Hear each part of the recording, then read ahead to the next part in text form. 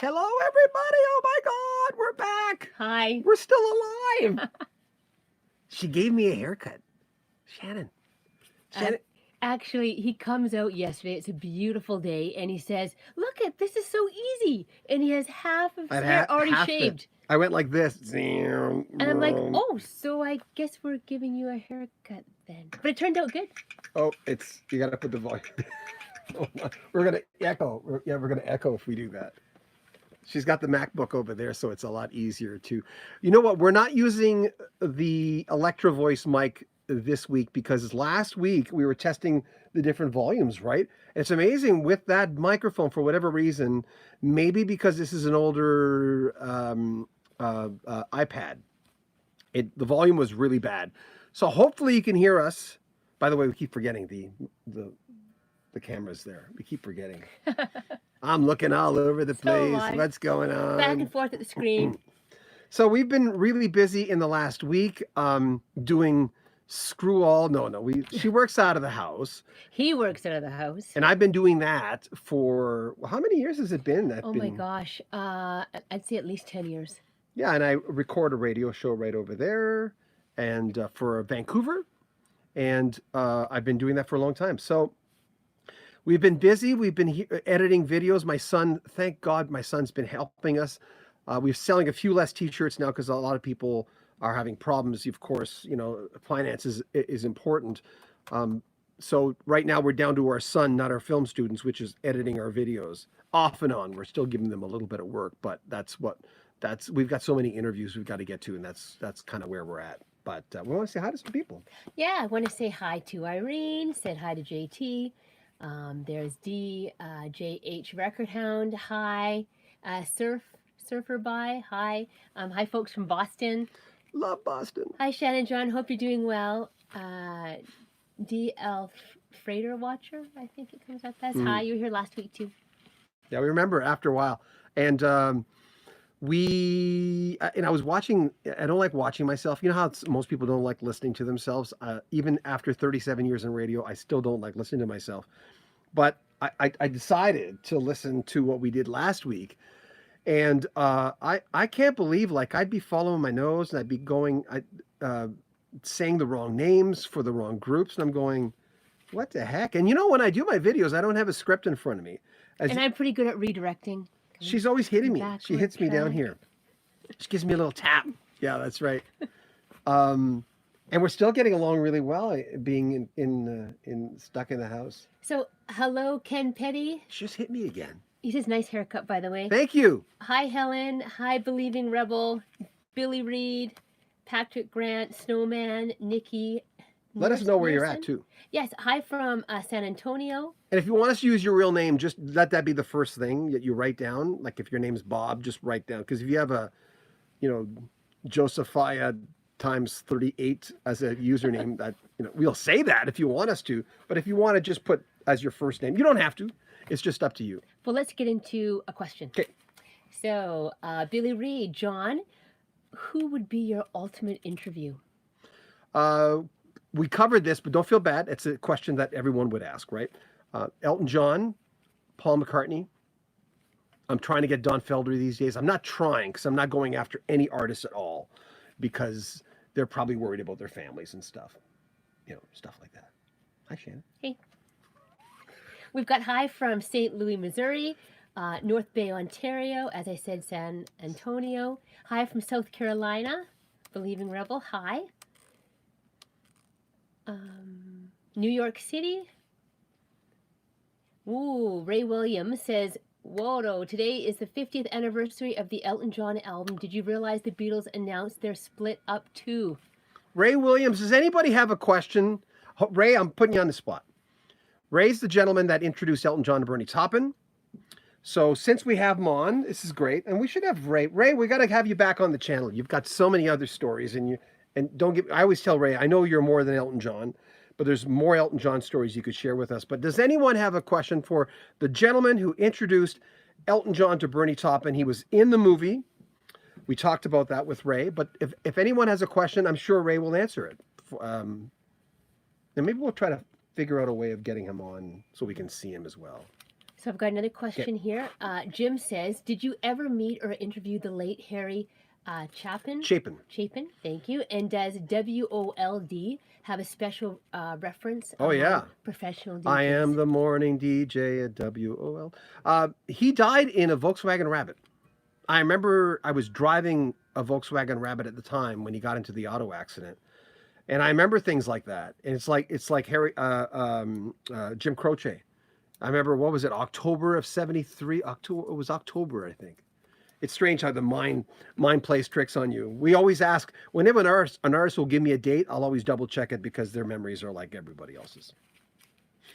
A couple more hellos from Ohio. We've got St. Catharines near Niagara Falls, Alberta, Canada. From Texas. Alberta, that's where we are. Hi from San Diego. What do you think about the industrial Canada's 80s bands like Skinny Puppy and synth pop like Psyche? I'm not that familiar with them. I'm starting to branch out now. Does anybody do this as well? And I've said this many times that you don't have enough years to go back and listen to everything that you should be listening to. Should's a weird word. But I'm starting to listen to artists that I otherwise wouldn't be listening to because of all this going on, So I don't know. I'm not familiar. Is Skinny Puppy the one with the with that great drummer Larnell Lewis? Is it Larnell Lewis? Let me know because I had a chance to meet him. Watcher asks, Ray, who do you remember with the happiest memories? Yeah, Ray Williams. What are the happiest memories you have going back? And Ray's had such a long career. We'll put a link after this to his website. Ray, you might want to let us know what it is. Ray is one of the most fascinating guys. He used to be in the hills of LA with Sonny Bono, and Sonny said, "Do you know how to ride a motorcycle?" And Ray, you bugger. Ray said, "Oh yeah, sure I do," and he really didn't. But he picked it up pretty quick, and he took a hard. He lived with Ray. Didn't you live with them for a while? I think you lived with Sonny and Cher on when they bought their first big house. They were building it. Crazy. And Ray did say, he says, I wouldn't put in the Rocket Man movie. He puts his feet. The character, who I forget his name, Ray Williams, met him, but he put his feet on the table, and Ray says, "I would never do that." And that's the kind of stuff that would drive me crazy too. It didn't drive him crazy. Another question from Albert. How come Elton and Bernie never won a Grammy? I don't know. Did they win a Grammy? I don't know. I'm terrible at Grammy news because I don't watch them anymore. So there's kind of a black hole. Going back to Harry Chapin. JT said, but his legacy had been hurt by what his widow had did. I don't know what you do. Alienated a lot of his fans. I don't know what you do. Tell me. I know there's I know his name, but it's not Chapin. There's a gentleman that wrote a book. He sent me the book that knew Harry because they're on Facebook a lot. I know, and this gentleman. I forget what he told me, but he didn't have a problem with the family. But it doesn't mean there isn't a problem. I mean, there's dirt in every family. There's kooky stuff. Have we heard back from Ray? He says, yes, I stayed with them in Encino. Yeah, Shannon and Cher. Charlie Rowe played me. Thank you, Ray. I appreciate that. We got to get Ray back on. I can hang out with you, Ray, every day. And he said 1986, I think they won one, he thought. Okay. And what friends are for? That's what friends are for. Yeah. Yeah, with Dionne Warwick and friends. Yeah, that was I feel a little spinny tonight. I'm a little kind of like... Probably all that sun you got yesterday. Can you see the color? Yeah, I got some good color going on. Yeah, there. and so look, how come it comes up there sometimes? And that's kind of weird. I don't understand. I've got another question. I'm learning things. Hi, guys. Rob here from Chicago. Hi, Rob. Hi, Rob. Sorry I lost you there. From the Chicago suburbs. Have you heard Gordon Lightfoot's new album, Solo? It's getting some very, very good reviews. I haven't, but let's go back to Ray. Ray was hanging out with Gordon Lightfoot for, I think Ray was a week, right? And and he was drinking that night, having just a nightcap with this guy at the bar for a week, and at the end of the week, Ray had to go back to his stuff, and he said, "Well, this is the last time I'm going to meet up with you," and I'm so paraphrasing here. And then he says, and then Gordon Lightfoot said, "Oh, by the way, my name is Gordon Lightfoot." And Ray had heard of him, of course.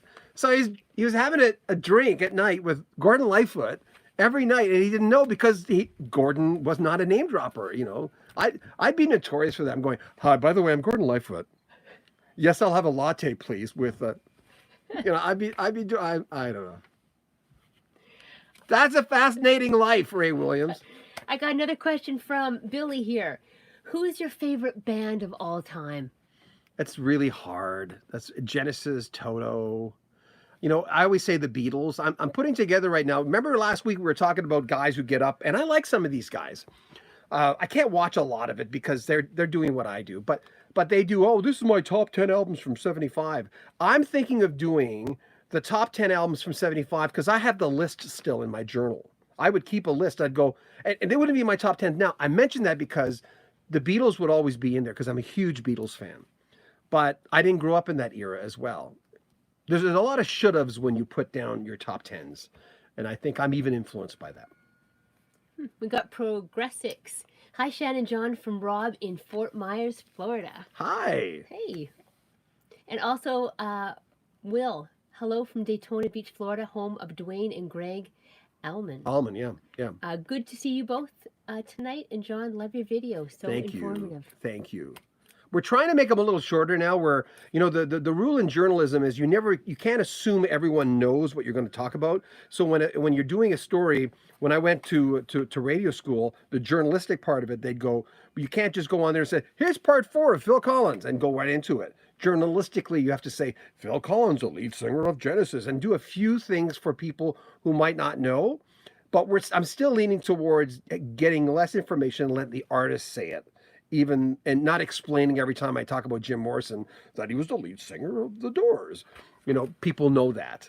But we try to find a good balance because the intros have to be short because you got to get to what you promised them right off the bat on YouTube. You can tell by the time they listen. You can just tell. Snowman is asking, where Hello. do you put Neil Peart on the list of great drummers? Oh, top five.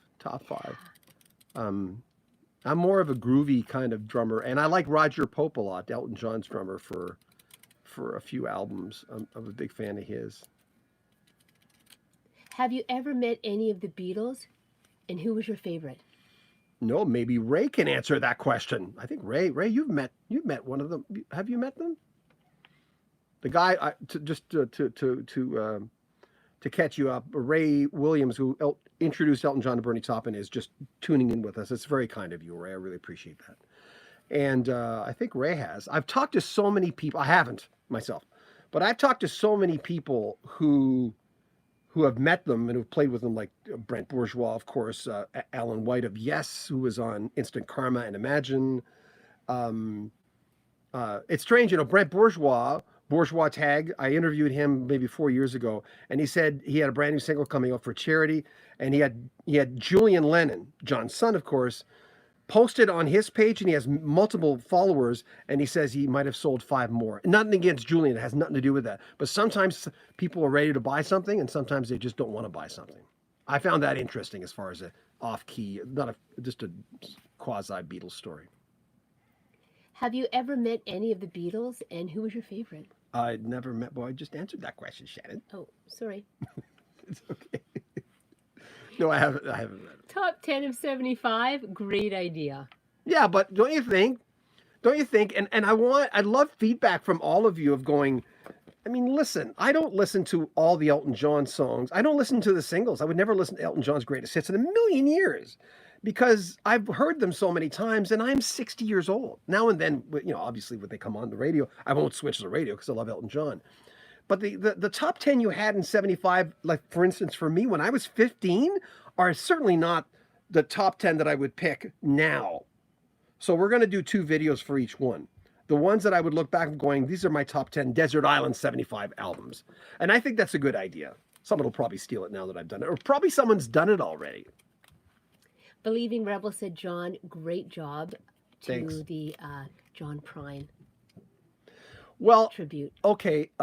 Thank you for that. The problem with that is, and I'm embarrassed to say it, there was one that was 4 times longer than that I just put up the wrong one. And once you put it up, because we were there so quick with it, that it just started going to 1,000, 2,000. I went, I can't take it down. So I'm actually a little embarrassed of that one because that was just that wasn't supposed to go up. There's a much longer one, but I can't put it up now. And I think the one we've got is up to 30,000 hits. So yeah, so there you go. It was supposed to be longer. Well, it was longer. Don Campbell is asking, should Jethro Tull be in the Rock and Roll Hall of Fame? Yes. Oh my God. Yeah. I got into them late, even though I heard the singles, but I got into them, that folk rock trilogy, Songs of the Wood and Heavy Horses. And I got into them around that time and the live album was called Bursting Out. Jim says, John, I have never heard of April Wine, but since you spoke so highly of them, I listened to several of their songs on YouTube, but found none of them interesting or catchy. Oh, well, What am I missing? No, you're not missing anything. You're no one's wrong. Whenever, you know how we used to get so defensive, they were all autographed up there. We used to get so defensive when we were young, when someone would say, oh, you like that band, they suck. You either like something or you don't, and you're not wrong. You're not wrong for not liking them. That is, that should be a catchword for anyone, not just to be PC about it, but and I said this many times on my channel, you either like Justin Bieber or you don't. I don't, but you either like something or you don't. So you're not wrong. You don't like them, you don't like them. Cindy, hi Gary from Florida here. Have you ever interviewed Carl Dixon from Coney Hatch? Yeah, Coney Hatch. April. I'm friends with him on Facebook. But no. I have so many other, and nothing against Carl. I have so many Canadian interviews I got to get to, and now that we finally kicked our son's butt, he works cheaper than our film students. We need to get them up, and there's only so many hours in a day. Our buddy Keith is on. He says you're old. Keith! Hi, Keith. How you doing, buddy? I am old. Is old. I feel, don't you find, doesn't everyone feel that now that you're in, you either, and we were talking about this morning, the people who will get in great shape throughout this pandemic, they're like less than 0.00. Like there's going to be people who come out here and you're going to see them and go, oh my God, they've lost 40 pounds. They're muscular, that kind of stuff. But most people aren't going to, and I'm feeling old because I'm, while I work out of the house anyway. I'm usually behind my Mac, which is what she's looking at, and, editing videos or doing interviews, and that's what we do. And Shannon, how many steps do you do every day, Shannon? A couple. No. 10,000. She never does less than 10,000 steps in the house. That's why she looks like that, and I look like a boot. Well, you're Yeah, you're not. You love me. That's why. I think every time I have my Fitbit on, it rings. He just curses me. He's Yeah. like, what the heck? I said, you're going to show me again? And I've got what, like 3 steps to the bathroom. And you've got the nicer watch, I might add. I've got the smartwatch. Yeah. I've got the I promised her. old Fitbit, old generation. I promised you. Let me get an Apple Watch. Like, hey, mommy, please, and I'll be really good. And now it's just insults me every day. Okay. Another question for you. John, what are your thoughts on groups that record 2 nearly identical versions of a song where the differences are almost undetectable? Well, a lot of times they do that because they don't own the other version, right? They don't own the original hit. Ray, I don't know if Ray's still listening. I think that's the reason. Still watching. But Benny Mardona's Into the Night, remember that song? It was kind of like a LA kind of, now they call it yacht rock. When he recorded, I remember someone had told me he did it because he didn't own the original version. And so he re-recorded it. And sometimes you just want to re-record it. Colin Blunstone had recorded Time of the Season as a solo artist under a pseudonym. I don't know, forget what the name of. And that's, they get to own it. And a lot of bands will do it. Journey did it. I think Foreigner did it where they redo it with a new vocalist, which nobody wants. I don't think anybody's interested in that. But I wave my hands a lot. That's a lot of waving. Robert Williamson, hi. He says, love Cheap Trick. Have any stories on them? No, Bunny Carlos. It's sad that how that was handled. Robin Zander's son, I think, is the drummer now. Is he still the drummer? But you don't know the story, right? There's always another side of the story of going, what exactly? You look really short. Actually, Shannon's you're 2 inches shorter than me, right? Yep. Am I looking really short here? Oh, yeah. You're looking really short. She's tall. She's not short. She's not. You look a little shorty. Question here. Will from Daytona. As fellow Canadians, are you and any of the boys from Rush friends? No.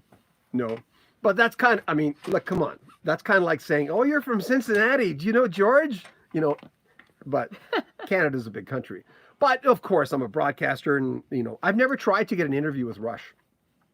Never, ever tried. Now, there's only 2 of them. I think that is a possibility, especially when we get our Canadian channel more pronounced. The Canadian channel, just to reiterate, is because I have a bigger following I'm a Canadian. I'm a bigger following in the US than I have anywhere else. It's always been that way for all my sites, everything else. Love Americans. I watch American news all the time. I feel like I'm an American, but I'm a Canadian.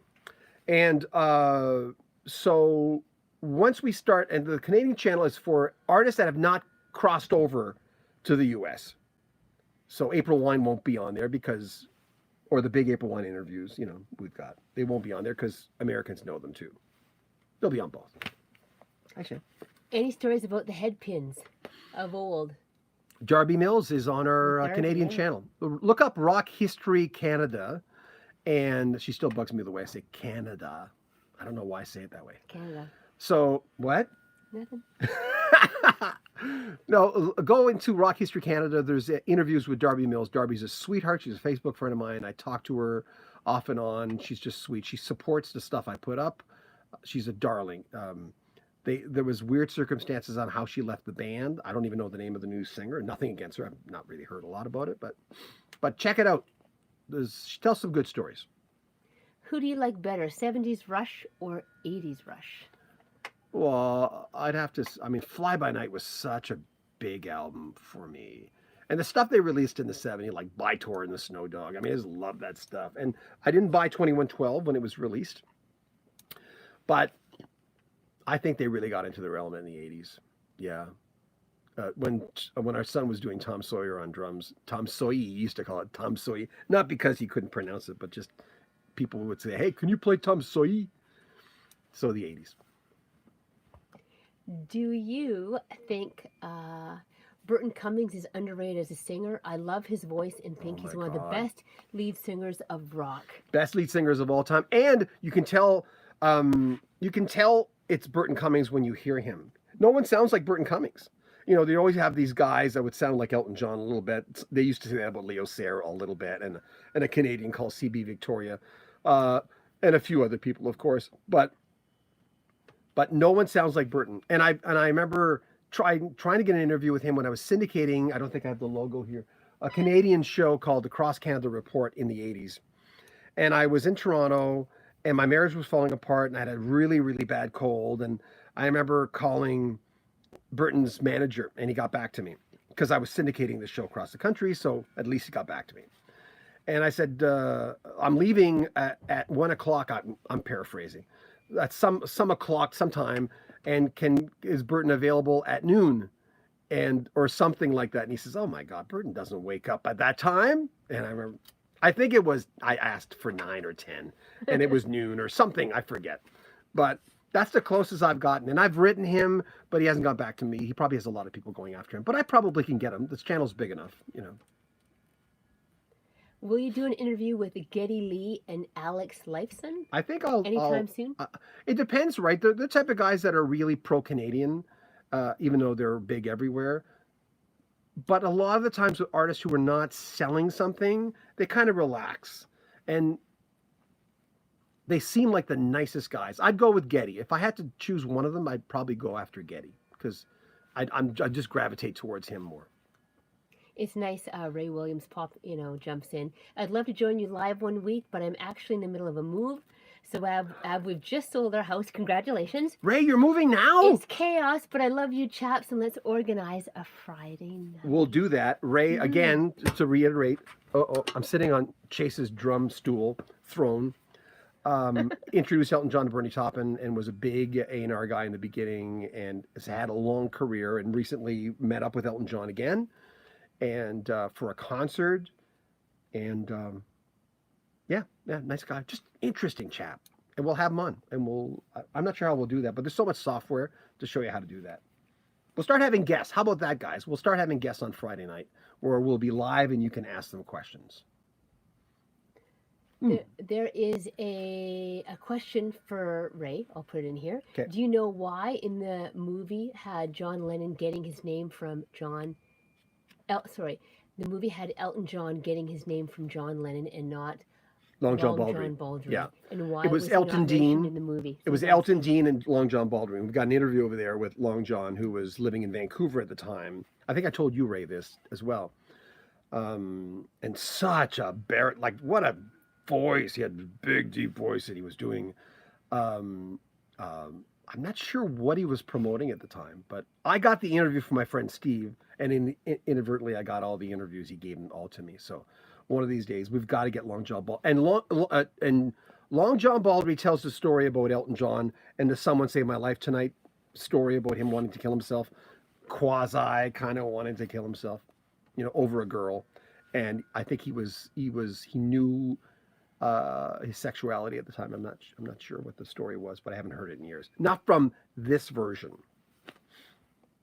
Do you have any Bee Gees albums, excluding SNF?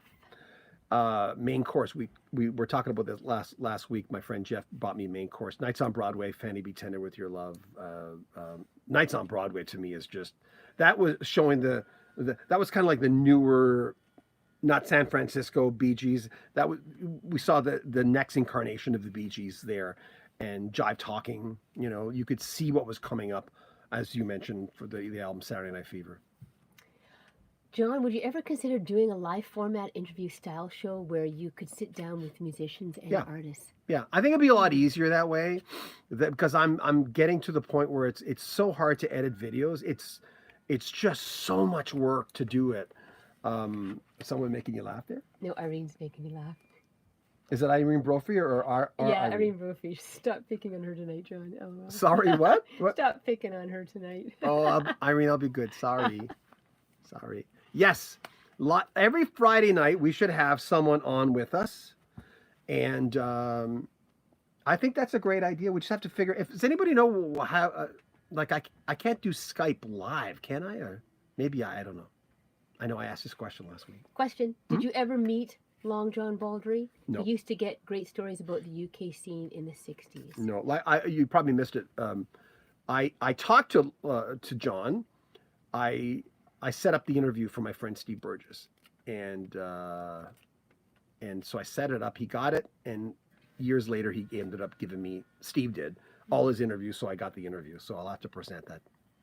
I mean, we may, people say, why are you splitting up the interviews? Well, first of all, people don't listen past 3-4 minutes. Anyway, so if I put a 20-minute interview, I'm just afraid that it'd be like throwing it away, Ray said the real Elton John naming came from Long John Baldry and Elton Dean, member of Bluesology, Elton's first band. Yeah. I was just about to say Ray got it right, but Ray was there. Ray was there. He says, I don't have to. I lived it. Ray, you lived it. You were there. What a scene. There's that famous picture of Ray, a young Ray and a young Elton together. I'm sure there's a lot more, but that's the main ones. And you both seem really, really happy. Connect Fundy from New Brunswick said, here's a stretch. Did you know Carl Miller in the Miramichi area? No. Are you the same person we talked to last? Because you know yes. the Miramichi. Okay. Maybe the same. I recognize the name. Carl who? Carl Miller. No. I'm a graduate of 79. So I moved to New Brunswick in 1967, the year of Expo, from Montreal. Oh my gosh, 79? I was like 9. Yeah, I didn't date her then, so there's no police knocking. What's that? There's no police knock. Yeah. Yeah, that's awesome. Just a That's little great. jab. Hey, you would have been 9, not 10. Wait a minute. Oh, Yeah, that's I'm awesome. 9. Yeah. You know, we did look the same age when we first met. That's all I have to say. I think I got a picture here. Hold on. I can't reach, Shannon. I've fallen and I can't get up. Pick up my What's teeth. this? Pick. That's a joy of having a younger wife, because she'll pick up your teeth when you get really old. Hey. Oh, this is Shannon's store when I first met her. She used to run this store called Walkabout Clothing and Gifts. That was only like, what, 20 years ago? Yeah, Sorry. how can you look better Actually, now? You'll decide, No, as we but- say out east. I'll decide. But this is when we first met. I had a Look- migraine headache. I look like I'm I Look haven't at eaten a him. meal. No, I had a migraine headache that This day. was actually in Seattle. Yeah. That was back in 97. Oh, that's a Space Needle. Yeah, 97. Oh yeah, we're on the Space Needle. Yeah. Yeah, I was trying to close the deal. Like I was thinking that my ex-wife said, "Good luck holding on to that one." I'm going, "What? What am I? Chopped liver? What?" Okay, let's go back here. Redirection. Okay, sorry. Your favorite reggae artist or band? This is the closest I got to reggae. You know, I'm not a reggae fan at all. I remember when UB40 came out, and as I know how huge they were in I mean, they were big here too, but they were huge in England. Appropriately, I just couldn't get into it. Again, going back to the gentleman who was talking about the April Wine, which are up there, not the band, but the autographed albums. You either like it or you don't. I've never been a big reggae fan. The closest I got is listening to some reggae flavored stuff from, Dreadlock Holiday. I like that. I was telling Graham Gouldman that in spite of myself, I love that song. Reggae flavored, I liked. Have you heard Harem Scarum, a great Canadian band? Yeah. Didn't really move me, And Jerry C. going back, man, I grew up loving April Wine, Nature of the Beast, Blood and Album. Their best album. Yeah. Interestingly, though, if you go into the top 25 April Wine songs, I did that video for our other channel. When we did that, we tabulated all the votes because we put every single April Wine song on there. Plus, there was a single, I think, that wasn't available on an album. There was a few. I'm on Fire for You, Baby, and stuff like that. But when we did that thing, we tabulated all the songs together to see what the biggest album would be. Even though we never asked what your favorite album was, we asked what your favorite songs were. And everyone picked, I think, 10 or something. Tons of votes. Stand Back was the number one album. A slightly over Nature of the Beast, based on how many votes each song got off that album. Stand Back was a good album. It was a very sugary album. It was, it was a poppy kind of rock album. Snowman asked me, Shannon, what is your favorite band? What's your favorite band, Henry? Oh. I know, but you go ahead. No, you go ahead, do a stab. No, it's not a stab. But you're not a band. I like individual. What's his name? Pet Shop Boys. That was long. Yes, what I do. She still likes I Pet definitely Shop. like. That was a long time ago. She likes but Richard yes. Marx. You like who else? I like a lot of the kind of. Who's that guy who songwriters. died on Christmas? Yeah, George Michael. We both like George Michael. But a band, yeah, that kind of stumped me for a second. You're not a band I'm person. like, I'm not really a band person. Back then, I did like NXS. Yeah, you love In Excess. Yeah, that was Yeah, Need You Tonight. back then as well. Okay. Feel free to ask Shandy. We call her Shanny around here. I used to call her Shanty. And she says, that sounds very Indian, but go ahead. I called her Shanty I still do now and then. Shanty. Do you? Let's see here. She calls me shut up and go away. What? No, she doesn't. Oh my God. She's too nice for that. She would never do that. Bring it over here a little bit, kids can't see you. Oh, I know what we can do. There's your Shanny. Give me 1 second there. Okay. Hi, do you listen to new prog rock groups like No. Barrack Project, Pure Reason Revolution, Nope. And Anubis, or no. any other? And you know why? Someone had mentioned, I'm not sure who the artist is. I don't even know if I put it up yet. I asked an artist, I did a lot of interviews at that point in that month, 2 months ago. What do you think of new prog? And that artist, whoever it was, said, new prog sounds like metal a little bit. It's quite heavy, a lot of newer prog stuff. And I'm one of the publicists that gives me a lot of interviews. Even though he still gives me interviews, I never interview any of his new prog people because I don't think my audience, you got to watch who you put on. You're going to go, when Ian Anderson was there, I'm going, I'll make a few $1,000s on that. And I know Ian Anderson, I like him, and I'll promote it. But if I put, it's between that and an unknown prog band. We do have a Toto prog-ish kind of band coming up, a Scandinavian band that I interviewed, and I never got around to putting it up yet. But it's rare when I put up new music because it's not my audience. I'd have to start a new channel for that. This is all classic rock stuff, right? So I hope you understand. Irene says hi. Irene, our Irene? Yeah. Hi, Irene. Speaking of getting new music Happy on. Easter. Yeah, Irene lives here. I met her through Toto. Alex says, can you look directly into the camera and say, only the Beatles can tune a tree, please? No. No. You're trying to get... Is this an outtake reel? Trust me, watch our outtake reels. What about Gino Vanelli and the DeFranco family? Anyone remember them? Heartbeat, it's a love beat. The Franco family, that's right in my era. I don't know whatever happened to them. I remember they were like the Osmond, where the little DeFranco little guy was the singer. And Gino Vanelli, he comes up every week, and we met him backstage, interviewed him. Nice guy. No, I never interviewed him, actually. No, that's Steve Burgess. See, my brain. I never interviewed Gino. People are saying Zoom should work. Zoom is the answer for a Friday night guest. Okay. To do a Zoom. We can do Zoom. I think it would be good. What do you do if you have too many people? Because like the last one we got out of it, and there was 600 people. We had 600 hits. So I mean, we'll have to do some research. I'm thinking out loud now. It'd be nice if you could see the person, like you could see Ray Williams, and the best format is you guys asking the questions. I think that's and it gives you a chance to spend a little time with people that you respect, right? But some people say too, also Zoom, it has sort of like some malware. Malware, yeah. So it's not always. I know we don't use that for my work. Jim asked Ray Williams, why did Elton team up with Gary Osborne for a time? So I don't know if Ray was in the circle then. Ray, if you're still around, I'm not sure. Yeah, when Elton stopped working with Gus Dudgeon, and Ray and I have a good clip. Ray talks about loving Gus and I. All the big hits, with the exception of maybe a few minor ones, were produced in the 70s by Gus Dudgeon, and also David Henschel, an engineer on some of those projects, says really nice things about.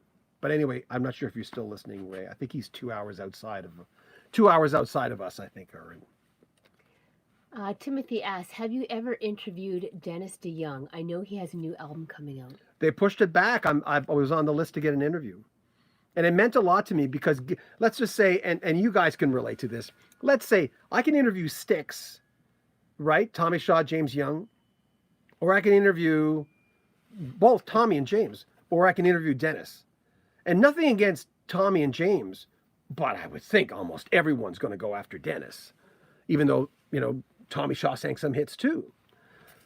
So I was slated for an interview. When this all started breaking loose, I contacted the publicist company, the same person I just mentioned a while ago, and they said that his album release has been pushed back, but I would still hopefully get an interview. I've tried with him multiple times on my own, but he never got back to me because sounding French, he probably gets a lot of requests.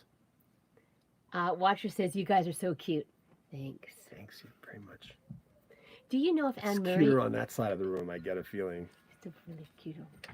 Do you know if Anne Murray is singing at all? Anne and Karen Carpenter are my favorite female singers. Yeah, Karen you're a big Carpenters fan. Yeah, Karen had a feel... I remember when I was a kid, I saw her drumming, and I went, it's ignorance, right?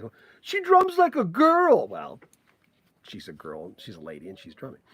Anne Murray, by the way, is a hella Jim Clench, late great Jim Clench. It's an all JC weekend. It's Easter. He told me, he says, Anne Murray's an amazing golfer because April Wine would golf with Anne Murray. I had no idea she even golfed, but he said she was amazing, like really good. I went, wow, Anne Murray's a good golfer. John, like you mentioned, all too sadly, often we are at that time when we're losing more and more musical heroes. Whose passing has affected you the most as a fan, and why? Comes up every week, and it's okay. I can say who it is. Okay, who is it? Brad Delp. Brad Delp. All right. Boston, yes. And? Imagine all the people. Oh, John Lennon. John Lennon. Probably the two biggest ones. I mean, George Michael was a shocker. It's always a question of, it's artists that you want to meet. Do you feel that way? I mean, don't you feel when you lose someone, you're going, oh, I'll never get a chance to A, see him, or B, possibly meet him? You know, it's never impossible to meet someone. Most of the people I interview, I don't meet, but I talk to them on Skype. But I'm not actually been there. Like we were supposed to meet the Zombies. Was it this month? Yeah, they were going to be here.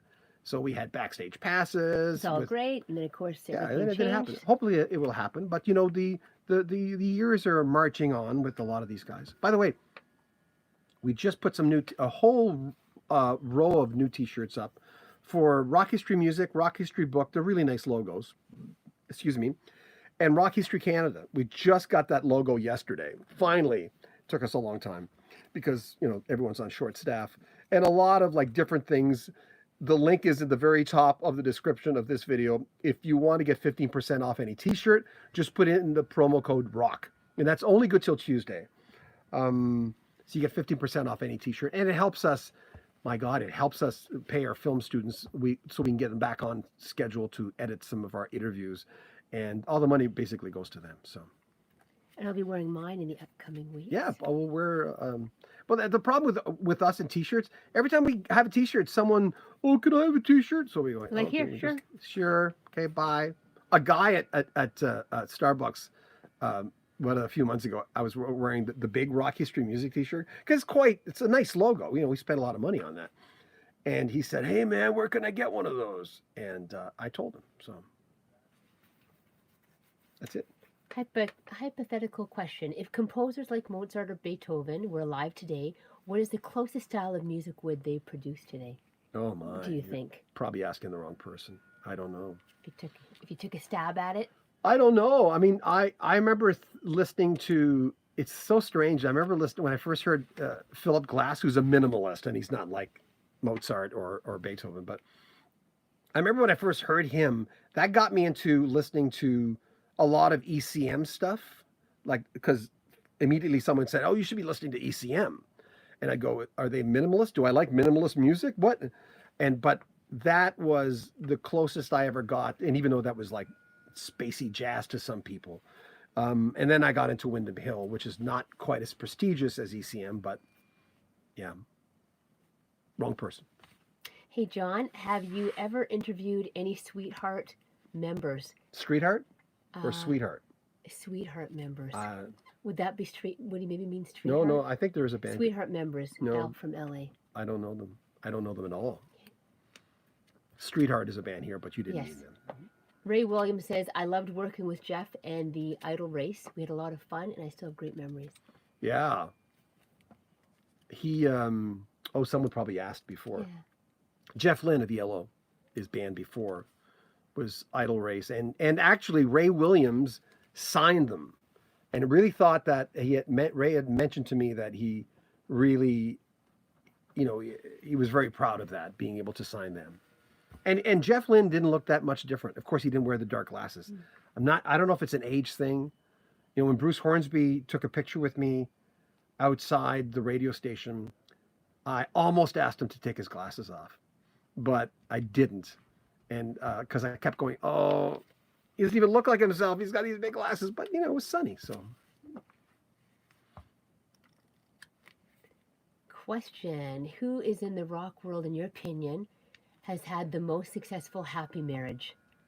Who would you say? Oh, in your opinion, I really don't lean in that area. You really don't lean into that at all. Personal stuff. I don't. No. You sort of focus more on the musician themselves and not necessarily kind of their personal. I'm always curious when I find out something. When I interviewed Jethro Tull, Ian Anderson, I didn't know that what's his name from Walking Dead was his son-in-law the first time. The second time, Andrew Lincoln. Andrew Lincoln. The second time I did, and he talked about him a lot more. But when you have connections like that, when you and sometimes though, people are willing to talk about their exes a little bit, but you have to be careful with that too, because I mean, really. I talk about my ex because I get along with her. I mean, we're friends with my ex-wife. So We've got Rob again from Chicago. Hi, Rob. I have to admit to being a Neil Diamond fan. Do you listen to any of the Diamond sessions he did with Rick Rubin? No, I didn't. But Neil to me, Serenade, Hot August Night, right off the bat. I mean, that beginning, when Dennis St. John gets in the drums, doom, doom, doom, that is just amazing when it kicks in. That is the best intro to any live album I've ever heard in my life. And someone had told me that Neil regretted not filming that, but he just wanted it to be right. He didn't want to add another element to it. It's too bad because that's lost someplace. Maybe someone filmed it. I don't know. Serenade, Jonathan Livingston Seagull, Beautiful Noise I liked an awful lot. Took me a little bit with Beautiful Noise. That whole era until he became, and some people say he became a caricature of himself. But I don't know. I like Forever in Blue Jeans. I bought all that stuff. What is your favorite guitar solo of all time? Mine is on Hitch a Ride from Boston. Oh. If you had to think, what would be your favorite guitar solo of all time? I don't know if I have one. I'm more of a drummer. Well, I'm a drummer, but and my son's a good drummer. I'm a drummer, and he's a good drummer. I remember when you both started out, and you had got Chase a small little drum kit, and you're getting on. You actually, because I know nothing about really drumming. I'm not the musical one, and I thought you sounded pretty good. Then Chase got on, and he was young. How old was he? Maybe 3, 4. He got on. No, he was 7. Okay, but he was kind of playing around a little bit when he was younger. Oh, you mean the younger yes. one when the drums were over there? Exactly. Oh, yeah. And Chase got on, and all of a sudden just blew him away. Like right away, he's like, "Wait a second." After a month, Chase looks at me. He says, "Dad, can I have a real drumming teacher?" I went, "No." Oh, but it just shows you how that was good. Yeah. Chase I banked that one. We say this because we're proud of our son, because everybody says, "Oh, my son's a great," and you can tell the teachers in school are rolling their eyes, going, "Yeah, your son's the best," because it's like when we went to get our dog groomed.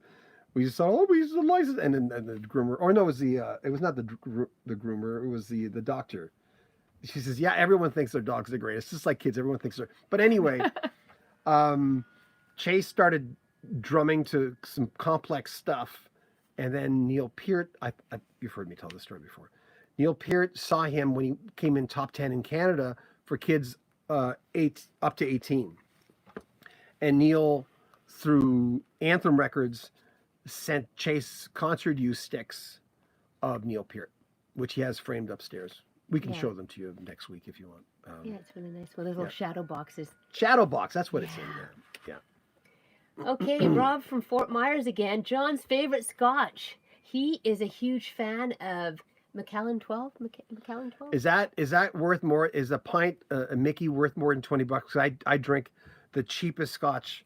Really Grant's scotch. It's really cheap. But he's had the kind that you're talking about, and he liked it very much. Is that the one? Yes, you've had it's a little more expensive, but it's really nice. Yeah, the stuff that Irene's friend bought me, it was $100 thing of scotch. It was really nice. I first when I was doing the morning show here in Calgary, they had like some, I don't know, 30-year-old scotch or something. They brought it in, and I remember thinking, this is the nicest. And I'd never touched scotch before, I don't think, and it tasted really nice. And a couple of years go by, and one day Shannon says, "Why don't you buy yourself some scotch?" And I went for the $100 bottle. "Okay, honey." She says, no, buy the stuff over here. I think there were cobwebs around. It's like.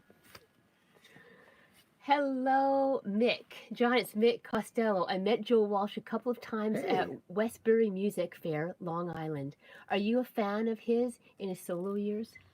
Yes, but seriously, folks, it's still my favorite album. I played, what's that instrumental on there? I think there's a couple, I haven't heard the album in a while. That underwater kind of feeling. I think it's got a name. I forget what it's called. I played it on instrumental formats when I programmed those. But seriously, folks, life's been good. I mean, God. And the one with the tank after that, or an album or two after that, I like that one, even though it didn't do very well. And of course, Rocky Mountain Way with Kenny Passarelli, which we talked about last. He co-wrote the song. What's your favorite concert of all time? Probably Iggy Pop, opening for the Pretenders. And I've never bought a Pretenders or Iggy Pop album in my life. I've listened to them streaming. Pretenders' greatest hits I had.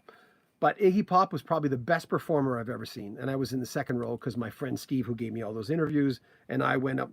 There was 2 papers in Edmonton, and both ladies who were covering, they had an extra ticket. So they took the radio station guys with us. So I went with one lady who was a writer and who was writing the review, and Steve went with the other lady. And I think we were in the second row. Yeah, it was amazing. Iggy Pop's he's from another planet. What do you think of John Anderson's newest album? I haven't heard it. I've not heard it. But thanks for the reminder. Is that out? I had no idea. I almost got an interview with him, never talked to him. And I'm pretty sure I'll probably, I got Bill Bruford, I got Alan White. The 2 drummers, I guess. Do you own any picture discs from the 70s? I have them on my wall in my basement, similar to your albums behind you. Do you ever try playing them, though? Especially the old picture discs? They sound like... I've got Boston, and I've got 2 copies of Elton John's A Single Man. And so I could have both sides of it. And I might have another one. My brother Charles has a few. I forget which ones he has. But they're so cool. Weren't they cool? You'd see that the first time you saw a picture disc in a record store, you go, wow, that's the coolest thing. Did you ever meet Bill Cowsill? No. When he was bouncing between Vancouver and Calgary? No. For me, his talent was recognized while he was alive. Yeah, that whole family thing, that's yeah, there was some issues there. Have you ever did you ever get to interview the Partland brothers back in the day? Soul City, that's where we've got 2 interviews over there with the Partland brothers. I really thought they'd be bigger. I mean, that album with Soul City, I think that's the one. I remember listening to that going, it's like Frozen Ghost in Canada. You're going, why aren't these guys bigger? Oh my God. There's a lot of Canadian. That's why we did the Canadian channel as well, even though we can't play music on it because we'll be demonetized. That's the biggest disappointment of doing all these interviews is I can't, with the exception of Rock History Book, the other channel, when we feature a whole album and we know that we're basically giving it to the artist because we can't make any money on it. And they take a long time to do. Soul City, that's where we're going. So Ray says, so guys, happy Easter. My supper is ready and look forward to speaking next week. Ray, you're the coolest Bye, guy Ray. ever. So we'll have you on. And good luck moving. Ray Williams, the man who introduced Elton John to Bernie Taupin. I'm saying it like Casey Kasem. Okay, Jim asked Shannon, since you guys know each other so well, we do you think John would say, who do you think John would say is the best looking or most attractive female classic rock performer ever? Take it away, baby. Who would you? No. You. Who would? No. Since you guys know each other so well, who do you think John, who do you think John you'd say is the best looking or most attractive female classic rock performer ever? He's asking you. Pick a girl. I'm still madly in love with Ann Wilson. I know people go, oh, she's gained weight. I don't care. Shannon's very thin, but if Shannon gained, I have the biggest crush on Ann. I think Ann Wilson on the cover of Little Queen. Do I have? Oh no, I've never. I don't have an autograph. Back in the day, did you like Linda Ronstadt as well? Linda Ronstadt. Yeah, Hasten Down the Wind. That cover. You got bras in your area? That's that cover. I remember I used to write professionally and for a magazine in Vancouver, and when she got the Greatest Hits album, where it's just her face, that came out in the 90s, the 2000s or something, and I mentioned that. Yeah, Linda Ronstadt. What are some of the most bizarre music and copyright controversies in the rock world that come to mind for you? I don't know. I can't really think of anything. Controversies? Yeah. Well, Led Zeppelin. On the line, there's still time to change the road you're on. Here's to my sweet Satan. When you play it backwards at that very area. I've got a Nakai $500 turntable over there that I went, my friend goes, no, you're going to ruin it. It didn't ruin it, but. I'm going to back up here. Street Heart was the question, not. Oh. Yes. Have you ever interviewed any of the band members? No, but I talked to Kenny Shields for an hour on the phone when I was driving a friend to counseling, and he got back to me. He basically phoned me up right away. And he said, well, I can't do an interview right now. I'm going through some stuff. And I'm going, oh, okay. And then he proceeded just to talk. I asked him a few questions, and I talked to him in my car for an hour or 45 minutes. It was a long time. And then later I asked him again, and I didn't realize he was sick. I found the first one was more psychological, but maybe not. He sounded completely normal, lucid and everything. Not that there was everything wrong with him psychologically. I'm sure there wasn't. And then the second time I asked him, he says, I've just got to get through these string of shows, and I don't know how I'll feel. And I didn't want to ask him, what's wrong with you? So actually, I spent, like an hour talking to him about life and stuff. It was very kind. We have someone asking, how did you guys meet? Love this channel. Thanks. We met in that store. We always have this running joke that the first night Shannon and I got together, we walked the seawall in Vancouver, half the seawall. Then I wanted to get you back to my place. And I met her in this store right here. I showed this a while ago. Walkabout Clothing and Gifts. It's a store that she had with her parents. It's a store we had way back in '97. And it was on just on West Broadway in Vancouver. And it was a kind of a clothing. And that is 97.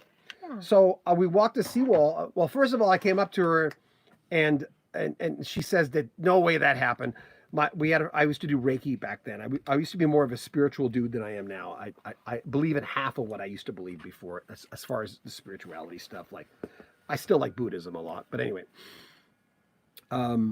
we were working on this native elder, and she taught me Reiki. I became a Reiki master, and we were working on this native elder, and he thought he had cancer. And then, what was her name? Sarah Geary. She doesn't mind if I say this, but so I said, Sarah, I'm not getting anything. I don't know, this Reiki stuff, I don't think it's for me. And she says, you're a freaking Reiki master. She didn't say freaking. So what's going on? I said, I don't know. It doesn't resonate. I don't have the patience. I don't know what it is. And I meditated a lot back then, but didn't work for me.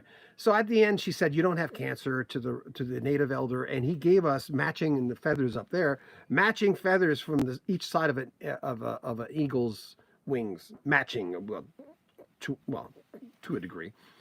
And then she said, I'm going to read your tea leaves or something. And she says, oh, you're going to meet this beautiful girl. She's so lovely. She has a lovely heart. She has long black hair. And then she says, do you mind driving me home? I went, sure. And as I'm driving her home, she says, well, I've got someone I want you to meet. I said, what? She got long, dark hair, right? And she says, I don't want to meet anybody. I was in a good place. I wasn't interested. I finally got over my ex-girlfriend, which took me years at that time. And she says, she got mad at me. She says, no way, man, you got to meet this girl. I just get a strong feeling. So we walked into the store and the wind blew her hair. She turned around, and the counter she had was made of glass. And I looked down, she was wearing heels, and I looked down, which I liked. And I could tell she was on her tippy toes on the glass talking to me like that. And I went, body language wise, I think she's at least intrigued by me. And back then we did look the same age. I mean, I'm 60 and someone's going to turn 50 at the end of the year. She doesn't mind I say that.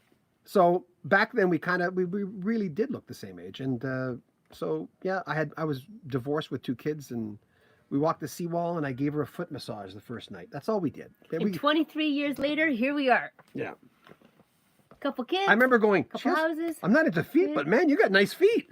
Anyway, so there, and that's basically couple of houses, couple of kids. Yeah, and that's how we met. And we probably missed 100 questions.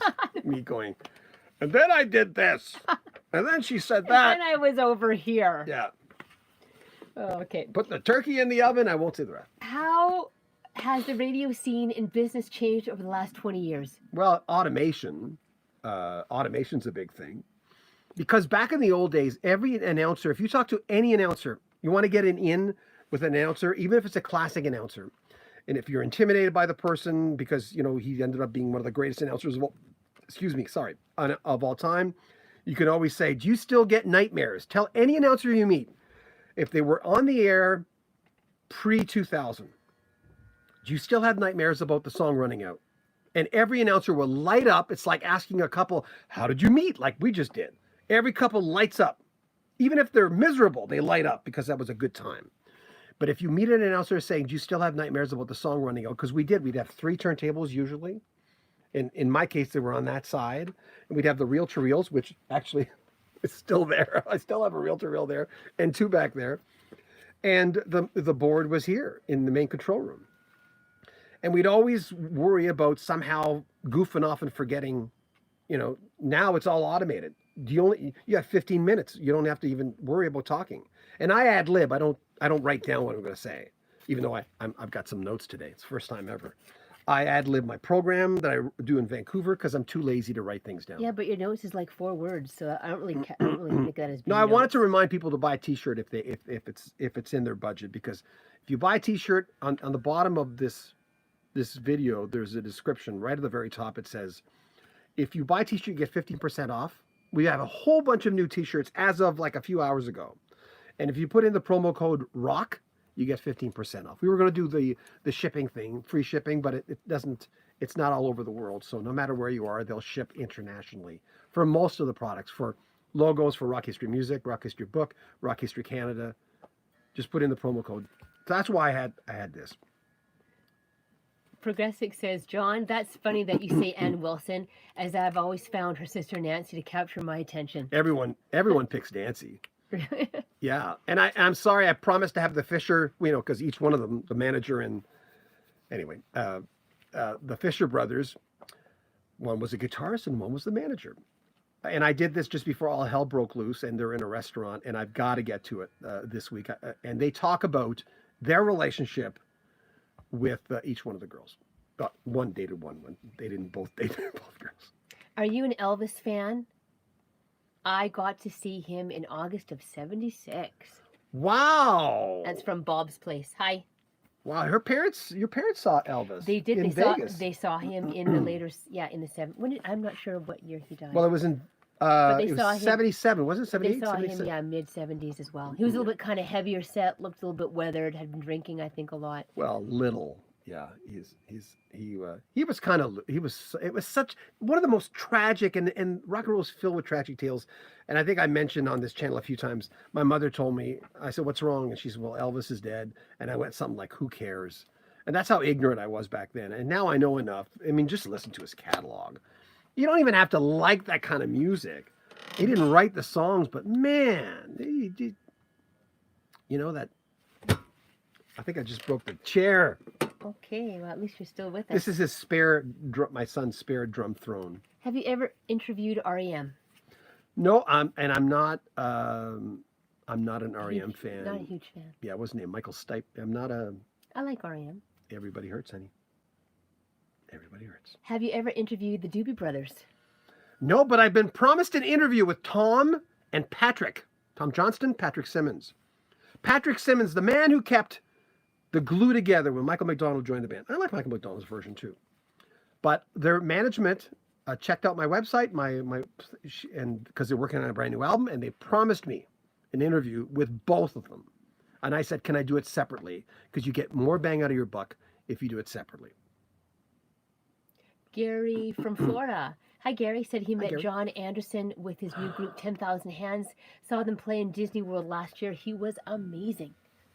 He's, to me, Yes has so many members, coming and going, but to me, he'll always be the voice of Yes. I'm a big lead singer guy. If I have a chance to talk to the lead singer over the guitarist, I'll always choose the lead singer, with the exception of a few people. Tony says, hey guys, glad you're doing these chats. Tony. Thanks, Tony. Hi. And David Brown, first time here on chat. By the way, I am Elvis. That's where you're at. You just gave away everything. You gave away your name, your new name. What the heck?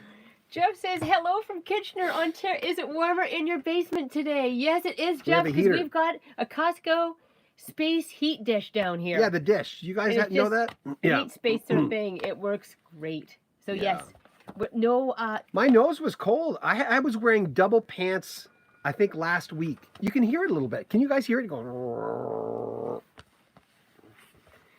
okay. Have you ever spoken with David Clayton Thomas, one of the great Canadians? What a voice and presence. I follow him. I don't think I'm friends with him. I might be. I follow him on Facebook.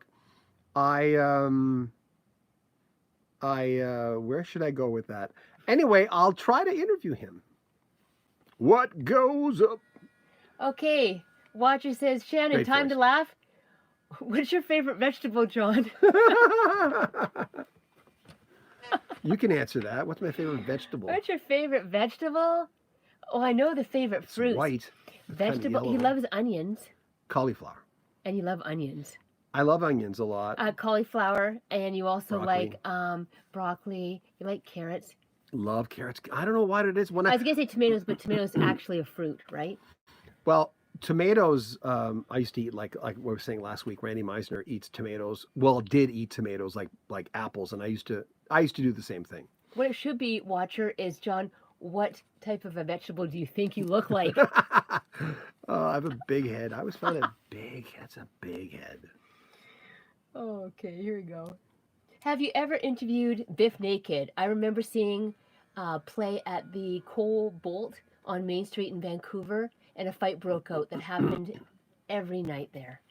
I did interview. I used to write. One of the magazines I wrote for in Vancouver was Shared Vision. It was just kind of a spiritual magazine, but they paid me. So and I interviewed. I did a long, really long article on Vancouver artists. Bill Henderson of Chilliwack I interviewed. Tom Northcott, Biff Naked. Oh God, the whole. I think Roy Forbes, who used to be Bim, and she asked me to look after her dogs, or dog, at one point, and I said, "Well, I don't really know you." She was going on tour or doing a show quickly, and she said, "Do you know anybody to look after my dog? Could you do it?" I'm going, "No, I can't really look after your dog or dogs. I forget." Okay. She was really delightful. What's your favorite guitar riff ever? What? Asking the wrong guy. I don't know. Take a stab. I'm whenever I think, I don't know, probably Kashmir by Zeppelin. I love Jimmy Page. Love him a lot. Just love him. And I don't care when people say, "Oh, they stole everything." I mean, I know more than most, but Moro C says, I listened to your Gerry Rafferty tune you recommended last time. Can't remember the name of The Right song, Moment. but it's a great tune. The Right Moment. Thank you. Yeah, The Right Moment. If you want to listen to something for someone who is so malcontent, Gerry Rafferty, who is just not a happy person inside, had problems going on stage. I'm not saying every night, but sometimes would need a little bit of a drink. And he wrote some of the most beautiful music in the world. It's just that it got away from him. It really, really did. The drinking did. Majorly. Tony says, thank you again for the great job you did on the Robbie Dupree series. Thank you. Thank you. Someone emailed me and said, "Oh my God, how could you ask him why did Steal Away sound so much like what a fool believes?" I'm going, that's because the pink elephant question, and he was nice about it. And by then, I had a rapport with him by then. I asked him that halfway through the interview, because you don't start an interview with a controversial question like that. And he was cool about it. He's been asked before. I found Robbie to be such a nice man, really delightful man. A guy I'd hang with Robbie Dupree. I loved his album stuff. I love that stuff. Will Dickie Betts tour as the Allman Brothers band? Well, I don't know. He's had a lot of health problems. So he seems like an interesting guy, like a no bullshit kind. All those guys are like that. Lost more than a few of them. Genesis or Yes? Genesis. Oh my God, I love Yes, but It's a huge Genesis as far as fan. prog bands. A lot of people say Yes, King Crimson, and Genesis, and okay, there's a lot of other bands I know, but by far Genesis are my favorite. That's why I cover them so much, And I'll get Mike Rutherford one of these days. I'll get you, Mike Rutherford. No, I'm not going to beat you up. I'm sorry. I'll interview you. I would love to interview you. Irene Brophy says, lovely. Hey, Shan, I turned 50 in 2 weeks. Happy birthday. Turning 50. Yeah, I turned 50 in November, so 30. I'm right behind you. The new 30. Yes, class of 88. Great year. When they say, because of COVID-19, the seniors can get in early, does that mean me because I'm 60? You would categorize. Yeah, it depends. Some places you're like 55 as a senior. You like older men? Sure. Okay.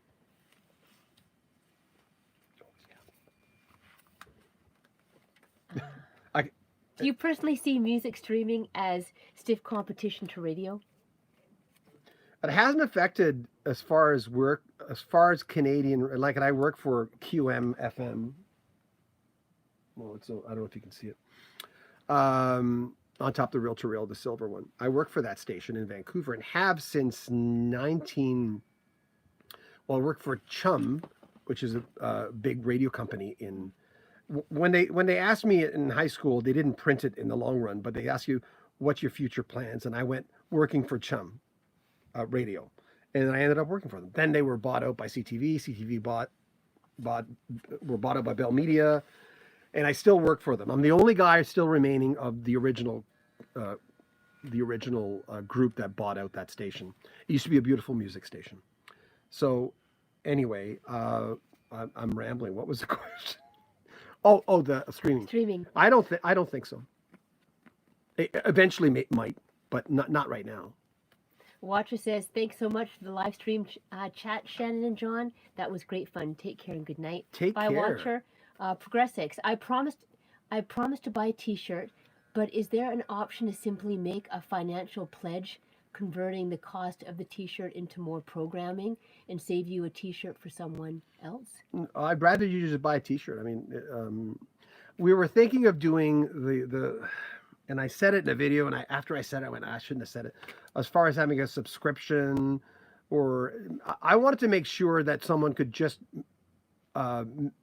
subscribe for a month or so. I don't know what. Shannon's a person who gets things done as far as the business side of it, and I'm terrible at getting things done on this side of it. But I'll look into it. Bob's Place. Elvis was a little heavy, but his voice was as good as ever. His voice was still good. Yeah. When my parents not as good, but they went still to see good. him, but he said it was still sounded good. He was just so. I mean, a performer's going to be drenched in sweat when you're the main guy, and he was doing those karate moves but. Kevin Gallan hopped on. Kevin Gallan. Gallan. So, what do you say? I'm late getting on. Met John Prine in the late '80s. He was awesome. Did you ever talk to him? No, I had never have. Oh, is this the same? After I said it last week, I'm going. Oh, wait a minute. This might not be my Kevin Gallan that I grew up with. So, are you the same Kevin Gallan? So just clarify that I know from high school. Spells it the exact same way. No, I never met John Prine. Have you ever met Roger Hodgson? He tours Canada a lot. Yes. I was at his album opening party when he was doing In the Eye of the Storm. I was there with, I think, my friend Steve Burgess, who gave me all those interviews over there. And it was at if I remember correctly, it was at an apartment. And he was there, and Roger's one of those guys, when he looks at you in the eyes, you think you're the only person in the room. And they talked to me for a little while, not a long time, and I almost got an interview. Everyone said, oh, I can get you an interview with Roger Hodgson. And we featured Roger's interview with my friend Steve Burgess. And he's interviewed him twice. So, I think twice. Rob again. Hi, Rob. Being a Scot, Ian Anderson has a reputation of being cantankerous. Did you find him to be that way? Shannon, you have beautiful teeth. Oh, thanks. She has the nicest teeth in the land. Thank you. I found him to be very. I could tell he was a no bullshit kind of guy. But you know how everyone you kind of sway your conversation to someone, and you guys are all kind of my age, or a little older, a little younger. After a while, you just kind of know how you're going to guide this conversation. And if someone doesn't suffer fools, I feel the same way with Bryan Adams. He's like that. John Mellencamp, he's like that. Billy Joel's like that. He doesn't suffer fools. You kind of know. You're careful in the beginning what to ask him, But I thought he was really nice. Someone's saying you should reach out to Pete Thorne. He's Canadian, get him on your feed. He's a big YouTuber and an LA session guitar player. He's played with everyone from Chris Cornell to Don Henley. Have you heard of him? Mm-hmm. But I'm not that familiar with him. No. But it depends. See, with people like that, my first thing is because it takes so much work to put an interview up. My first thing is always, will this be worth? Inside Music Cast guys, who I really like a lot, they interview a lot of people outside left or right. I'm getting tired. I can tell I can't speak English, but they interview a lot of more obscure people that they prestige artists. You know, when people would have Laura Nyro on the label before she became a legend. She was Bonnie Raitt is a better example, I think. That before Bonnie Raitt was really selling, you'd have Bonnie Raitt or John Hyde on your label, and they were a prestige artist. You keep them on your label because they made your label look good. It doesn't matter if they didn't sell as much as that guy over there. So those are nice, but I don't interview a lot of. I mean, obviously, if Laura Nyro was alive, I'd fall over backwards to talk to her, but I don't think I answered that question. But do you like Leon Russell, Cat Stevens, or James Taylor? My mom introduced me to their music as a child, and I still love it. You mentioned great artists. Mm-hmm. James Taylor is, and Cat Stevens are the two biggest ones there.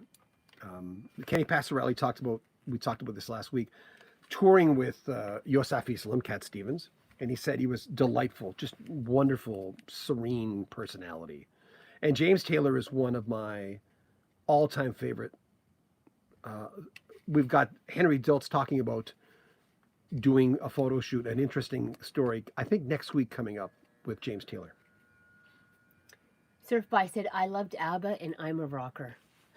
Yes, I think it's common. People would sometimes bring albums we exchange albums just to borrow in high school, and we'd put Saturday Night Fever in the middle and or ABBA in the middle. I remember I liked Arrival an awful lot. I think that's my favorite album. You love ABBA. Loved it, yeah. Yeah, with the helicopter. Yeah, one of my favorites. I liked the blonde, Anna. They used to call her Anna Frid. JT says, one of the saddest rock stories for me is Zal Yanofsky, Lovin' Spoonful. He got blacklisted, and we found out 30 years later others did the same thing he did, got busted for drugs and name names. I'm not familiar with the story at all. I'm going to look it up now. Wow. What's your favorite Rush album? Mine is Power Windows. Moving Pictures and Hemispheres. I like Fly By Night a lot. All the World's a Stage. They're three LP live album. Love it. Actually, that was the first album I bought from Rush. All the World's a Stage, yeah. Pammy here says, Shannon, you're quite pretty. You kind of remind me of Natalie Merchant from 10,000 Maniacs. Do you agree, John? I don't think I know what she looks like. But I maybe a little bit. Maybe a little bit. But if you released the music and every one of your songs sounded the same, you could be able to say, I'm Natalie Merchant. No. She has such a distinctive voice that almost everything she does, well, Rush is like that to some people, unless you really like Rush. And there's a real distinction between the songs. Natalie Merchant's one of those artists. Very different music, of course.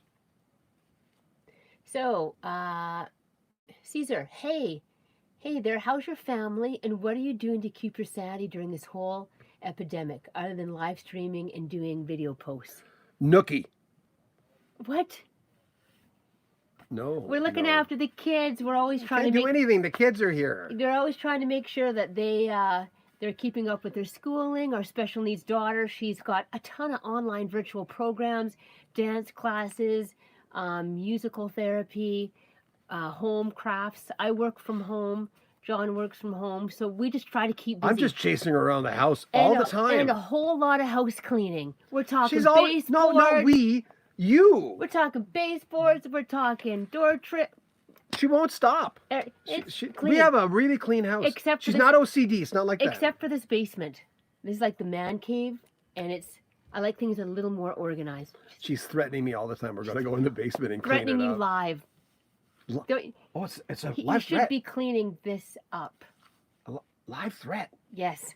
Okay, moving right along here. On YouTube. Genesis or Toto? Oh, you asked the boy. Teddy Bates. That's a good one. You're the man. Teddy, you're the man tonight. That's the question, right? Elton John's my favorite artist of all time. But Genesis or Toto? What's I can't it gonna choose. be? No, well, I can't choose. Come on. I will not choose. No, I won't do it.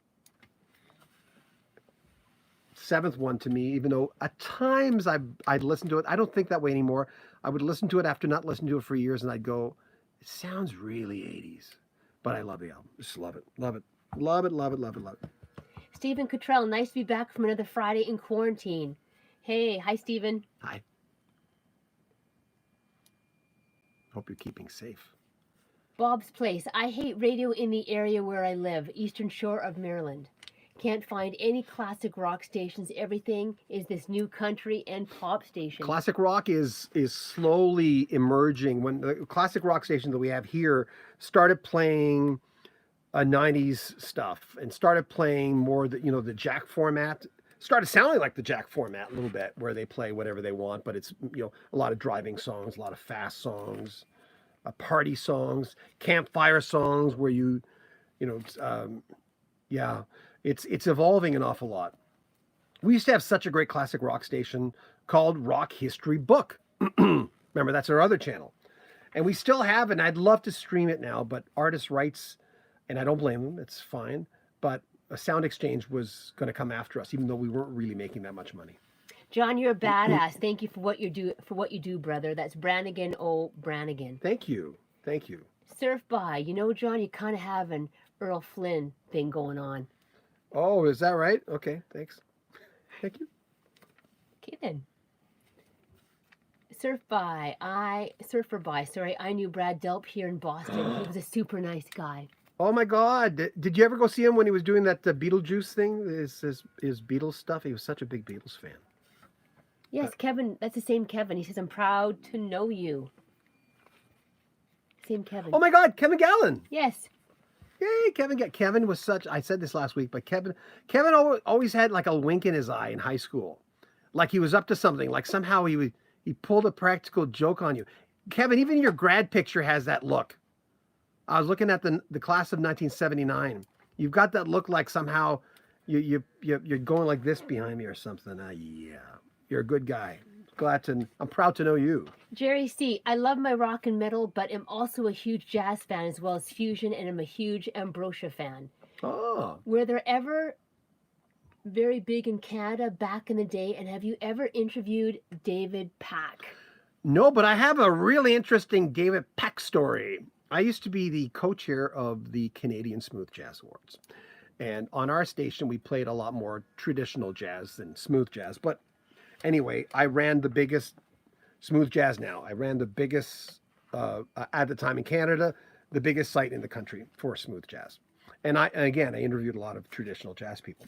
So the Wave in Toronto, they came up to me and they said, well, we're thinking of doing a jazz awards. And I said, well, I'm thinking of doing the same thing. Let's join forces. It was very challenging working with someone on their camp. Very, very challenging, but it's okay. Once David Pack was, because he was doing stuff that was playing on smooth jazz, we were all in this restaurant before the awards show. All the artists were in there, and we were all just hanging out. And David Pack came in, and he was late. I remember David Pack had a pack. He came in, and he had this pack over. He came into the bar, and he ordered food right away. And he was very quiet, very unassuming. And I came up to him and said, "Hi, I'm John Beaudin, co-chair of the awards. How are you?" And he looked at me like I had leprosy. I don't know. I think I got him at a bad time, because I've heard nothing but good things about David Pack. I interviewed Burley Drummond of Ambrosia, and I haven't put that interview up because I lost it for like 2 years, and I finally found it a little while ago. Burley was a nice guy. He drummed on all that stuff. We talked about Ambrosia being prog-ish in the beginning. So that was probably just a weird moment, because I've heard nothing but good things about David Pack. But there you go. He looked at me like, what the hell are you? What are you selling, you bastard? Shannon Forrest is the closest to Jeff Porcaro in terms of groove. Do you agree? Yeah, well, look at when he's doing that Steely Dan stuff. And, Shannon's, he looked really different in the last tour. His hair was really long. We didn't see him backstage when we were backstage with Toto. I don't think I saw him there. Jeff Brush says, last week forgot to tell you about Drinks with Luke. Met him and Simon after show at Casino Rama around 08. They came to the bar after the show and sat beside me. Luke bought me 2 drinks and was great. Oh, he's so funny. He's so funny. I haven't talked to him in a little while. I'm gonna have to check in with him, see how he's doing. Yeah, he's good crazy. You know, when you have someone who's going he's gonna walk in the room and he's the life of the party. Even the emails, he texts me in one night really late after a show once, and I remember when we sent him, before I kind of got to know him, we sent him Chase, our son, drumming to something. I don't know what it was. And I noticed that he was touring with Ringo that night, and it was after the show when he got a hold of me. And I told Chase, our son, I said, he did this after playing with Ringo Starr. And Chase went, oh my God, because Chase knows the Beatles quite well, even though he's 16. Apologies if you already addressed this question, but That's okay. Moody Blues. I saw them in concert here in 2017 and really enjoyed them. Yeah, I'd like to see them. Never seen them. As I said last week, my friend Jim Matheson, an announcer from the East, reacquainted me with the Moody Blues in that was the Blue Jays, the Justin Hayward, John Lodge. Long time ago. I haven't heard it in a while. So. Dwayne, greetings from Edmonton, Alberta. Yay! Spent 10 years in Edmonton, Welcome. 1979 to 1989, and I was there for 4 of the 5 cups. God, I loved Edmonton. They're all laughing at your nookie. Laugh my butt off. Marry a younger woman. Keeps you young. Darren says, enjoyed your piece on Noel McCalla. All Seriously, recommend Manfred Mann's Earth Band Live 2000 in, is it Cologne, Germany? Yeah, Cologne. Great show, and Noel will give you chills. Yeah, Noel's an amazing. Yeah, amazing. Speaking of Cologne, anybody Keith Jarrett fan? Cologne concert? That's just like a trip. That album's like a trip. Just listen to the whole damn thing. That's just crazy. Yeah, I love that album. Keith Jarrett's a trip. Hey, John, Mike Costello, have you ever met or interviewed Eric Clapton? No, I don't think I ever will. Never had a chance, never tried to get him. A lot of artists, when they slow down, as I mentioned a while ago, they, unless they're selling something, they don't really, they're kind of done. And even though he's still doing stuff, but let's just say, slowed down a lot. Derek Vaughn says, I appreciate your channel very much. Thanks so much. I am a longtime Genesis fan. Yay. Some guy, I don't know if you saw it, some guy posted when I was doing a lot of Genesis stuff, then when they announced the reunion, some guy says, what is this, a Genesis channel? This is how we read it. Right? Oh, yeah. I'm out of here. I'm going, it's not a Genesis. I mean, just take a look at we interview a lot of different people. We've got Henry Gross coming up again, by the way, because Henry's got a new album. I haven't done that one yet. It's because I'm so behind. Henry is one of the most fascinating men. I wish more people watch that interview. And I never even asked him about Woodstock. Duh. He was there with Shannon on the main stage, and I knew that, and I never asked him about Woodstock. Have you ever considered doing a podcast? Yeah, you've been asked that before. Yeah. I'm going to get my son to put it together. He's just going to do the whole thing. I'm going to tell him, find the clips, because you know how it is with my MacBook. I just put in Stairway to Heaven, and in every clip that I have or picture with Stairway to Heaven will just come up, and I'll say, just put the clips together. Or now that we have a lot more clips on Woodstock. Our buddy Kiss says, hey, John, have you listened to Toto's Turn Back album all the way through? It's my fave. Oh, God, yeah. Nothing against Joe, but it's such a harder rocker album for them. Yeah, Turn Back. Turn Back was hard for me. That was a hard album for me. I find going back and listening to that old stuff, the stuff that you might not have liked, I like them now. I like that album now, but it really, there was almost a divorce there with me and the band. Okay, Dwayne asked, you have to think on this one. Okay. If you could have a super group, who would you put in it? Steve Lukather is always the first person. And Steve Lukather is always the first guy, and Simon Phillips. There you go, 2 guys who were in the same band. Simon's my favorite drummer, and I stopped pestering him. I'm sorry, my voice gets. It's like I'm in a club. Who else would I have? Bass player. Who's the Geddy Lee? Keyboard player. Bruce Hornsby. Easily Bruce Hornsby. Not Elton, as much as Bruce is technically better, and don't even try. Technically, he's a better, even though Elton John's one of the best rock piano players out there. But Bruce used to practice like 6 hours a day. It's insane. Even after he had The Way It Is out. And I think vocalist, I don't know if Bradley Delp could come back, and interestingly, I love Joseph Williams a lot.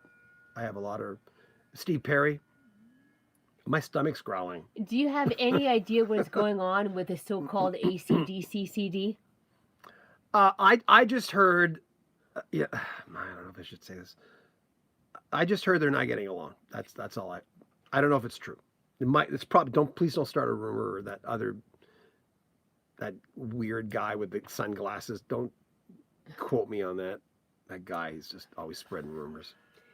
I saw Stewart Copeland and the Edmonton Symphony Orchestra playing along to the silent film Ben-Hur in 2019. Cool. Wow, I never even knew he did that. And Morrow says, I watched the interview with Tease, forwarded the video to a buddy. He discovered a long-lost song he has been singing for over 40 years. Mystery solved. Oh my God! Oh my God! I love when that happens. You made my night. I love when that kind of stuff happens, where there's that, is it Ode to Joy? That, is that the song? That 1970s kind of synth version of it. I remember I couldn't find it, and by accident I found it. I remember going, oh my God, I love that song. I'd be humming it to people, and they go, what the hell's wrong with you? You had an aneurysm? And I just couldn't come up with it. Snowman says, Shannon. You smell really nice. Snowman says, Shannon, you have a great smile. Thank you. She smells good, too. Okay. And she walks 10,000 steps a day.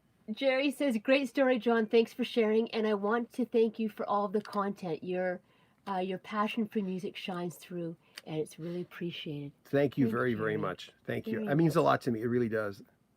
And Lori Baldassi, do you think we will ever go back to concert large, small? Hi, Lori. Lori's getting a T-shirt in. She's getting.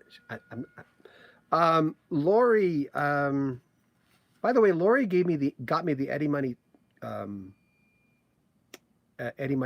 interview, and that meant a lot to me. And Eddie was such just a sweet man. He kept going back to Canada, and I didn't want Canadian quotes because I don't like to, I said, it doesn't help me because most of my audience is in the U.S., but he was playing in Ontario. But anyway, I think it will. I think people will probably get back to it too soon, and then you'll get a second wave or something like that. I certainly won't do that. I had a tendency, I might have said this last, I would go like this all the time. I would use my and I'd open doors. I started doing that, a few years ago for you? Mm. Not that I didn't open the doors before, but I started opening doors that way for her, which was a little different. My hair's really short. I can see it on the screen over there. Well, I did a pretty good job. It's a number 2. This is a number 2. Okay. Clippers. Loverboy or Glass Tiger? God bless you and your family. Thanks, Teddy. Thank you. Loverboy or Glass Tiger? I can't. Well, Loverboy had more hits. And I interviewed both the lead singers, Mike Reno and Mike Renoski graduated from my high school, of course, in his name is Mike Renoski, yeah. Yeah, back in 78. Oh, God, what's the guy? He had the greenest eyes, the lead singer. What's any lead singer? Oh, my God, Alan Frew. He had the greenest eyes. I flew to Toronto to try to sell my radio show Across Canada Report, and I remember looking at him across this huge table where they were doing a film shoot and lip-syncing to it, to doing a music video. And I'm going, why is his eyes so green? And I didn't realize you could get green contact lenses. But that's what I remember. And he was very polite.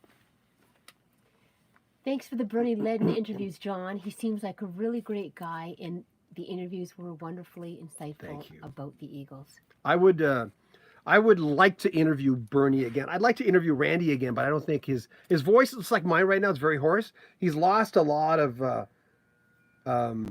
his voice is very thin now. Everyone keeps saying, "My God, you got this long interview with Randy Meisner. You should do it again." I haven't tried. It's kind of like I just want to leave him alone.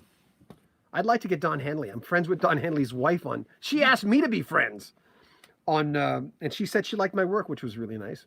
But I wouldn't put her in a situation where, can I interview your husband, please? Ed O asks, John, love your channel. Thank What you. do you think will happen with the band Journey going forward? Lots more fighting. Really? I don't know. I interviewed Jonathan Cain, and he was very nice. And if you watch our first part one of these things, I talk about just, I don't know. Journey did something to me, which I didn't like. But anyway, it wasn't, I didn't do anything wrong. It wasn't not like I spread a rumor or did something. But anyway, they kind of canceled an interview I had with somebody. I think there'll be a lot more. I don't know. I mean, now that we know the name is kind of owned by Neil Sean, Jonathan Cain, what's his name? Herbie Herbert. What's the name of the manager guy? And Steve Perry. It kind of insinuated that they own the name when they had all that problem. So I'm not sure what's going to happen, but there's just so much unneeded stress in that band. It's a shame. Neil Sean's a great, ultra talented man. Oh, I could watch him when he does those little guitar things on Facebook. I could watch him play that all day. You know, I just love the way he plays guitar. Chris Cross asked, who besides Elton John and Billy Joel would you rank among the top rock pop pianists? Bruce Hornsby. Oh, yeah. Signed his first 4 albums. I interviewed him when Harbor Lights came out. Because he practices so much, even though he's not a pop pianist anymore, because he does so many different styles. It wasn't even in piano on his last album. But he is so incredibly talented. Never plays the same song the same way twice. Never. Just doesn't do it. Page versus Elton John, Elton versus Billy Joel. Who, Page? Yeah. Who do you prefer? Well, I've only communicated with one of them. That was David Page. He actually wrote me a nice letter. And hopefully one of these days. I mean, he was on Serenade by Neil Diamond. Like, what? I told him that. I said, I couldn't believe it. I went back and listened to Serenade, and there's your name. Your name was on a lot of albums. But Billy Joel has said that Elton John's a better piano player than he is. And I think Elton John's a better piano player than he is, even though he's done some pretty tricky things in there. But Bruce Hornsby both blows them away. And Page, as far as a piano player, I don't know. I don't know. What's your thoughts on Steve Winwood?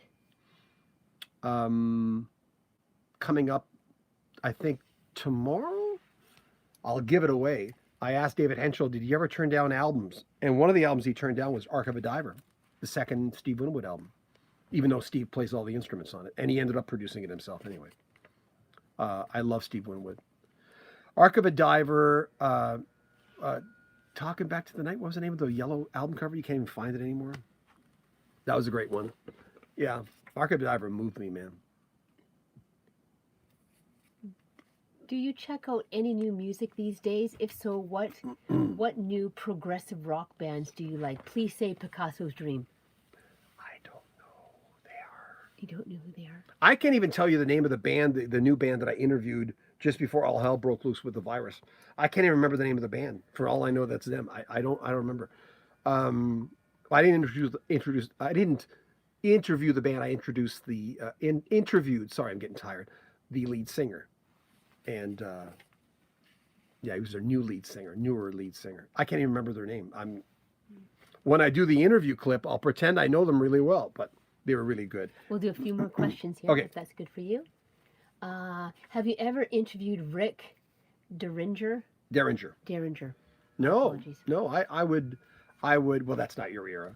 I would love to talk to him.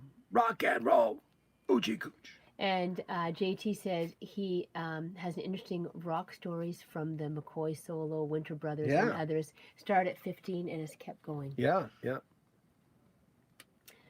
Surfer by John. How'd you get into the business? In grade 6, a guy named Rod Butcher, who later died of a car accident. His daughter reached out to me one day because I tell this story a lot. She reached out to me when he died. When she was getting married. He came to her school in grade 6, and he recorded our school choir. And the only reason I was in the choir is because I was a cute kid. Can't say that anymore. But anyway, Mrs. Flynn put me in the front because I look good, but I couldn't sing. I could never sing. Maybe I could sing back then, but I don't think I could. Rod came to, did that happen in your small towns? It doesn't happen in a major city, but it happened in a small town radio where the local radio guy would come and record the school choir, and you'd play a clip of it on the morning show or midday or something. So I remember I was a shy kid. I was afraid of everything. I was so insecure, and a middle child, just couldn't find my way. And all the young girls in my class circled around Rod and go, "Oh, wow, you're on the radio." And I mean, I didn't know what it was, right? And I thought, I want to do that. I want to do what he's doing. And Rod sat with me, and I couldn't look at him in the eye. I was so scared. I'm going, how can I do what you're doing when I grow up? So he told me, and I never changed my mind. I lost my French accent. I knew I had to lose it because I could not be on the radio and sound like a French guy, eh? And I knew I couldn't do that. So I actually stopped speaking French, which I regret. I know it was, but I can barely speak French anymore. Who is your favorite Journey singer post Steve Perry? Arnell. I'd say Arnell. Yeah. Do you like Michael Bublé? I interviewed Michael Bublé. Mm-hmm. We met. And Michael we met Bublé. him, yeah, backstage. Yeah, it's not really my kind of stuff. I mean, it was more so when I was doing the jazz format. But he's a delightful man. He's very funny. He's got a dirty sense of humor. He really does. Are we done? I think so. Okay. Thank you, everybody. It's been a really fun night. Sorry, I don't know why I'm so tired tonight. I'm a little off, but at least I don't think I made as many mistakes as I did last week. I mean, God, what did I call Barry Goudreau of Boston? I couldn't remember his name. And just before we leave, I want to say, if anybody wants to buy a T-shirt, if you put in the code ROCK, it's the first link in the description of this very video. You'll get 15% off a T-shirt, and we have tons of new designs as of today, and the code is good till Tuesday, and it helps support our channel, and it helps us pay our film students to help us edit these videos. So anyway, it's the first link in there, and Shannon and I are gonna. What's the drink you like? What's it called? Smirnoff Ice. Smirnoff Ice. Yeah, and I will have a. Bye, Gerry. Happy Easter to you. Oh, you can see them right there. Yeah. Anyway. Bye, Reen. Happy Easter. Bye, everybody. Bye, Snowman. Happy Easter. You've been up since 4 a.m.? Yikes. Oh, my God. Really? Remember, That's it's an all JC weekend. We had this thing, and no disrespect. We had this thing where we used to get funny commercials at, I think, one of the stations I worked at, K-Lite. And we never used them because K-Lite was a soft rock station. And one of them had this commercial for Easter for, Jesus Christ. And it was like a concert thing. It's an all JC weekend. You'll get eggs. And I remember going, oh my God, that's sacrilegious. We can't put that on. So every Easter, the part of me always thinks it's an all JC weekend. You can use it if you want. Anyway, we're going to go and have a little drink, a nightcap. Thank you all for joining us. Thanks, Shanny. Appreciate your time. Thanks, Shanny. Thanks, John. She smells really good. Until next week.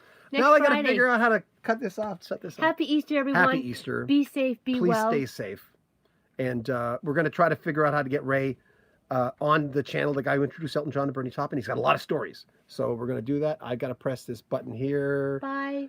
And are you sure you want to stop streaming anyway? See you guys. Bye. Bye.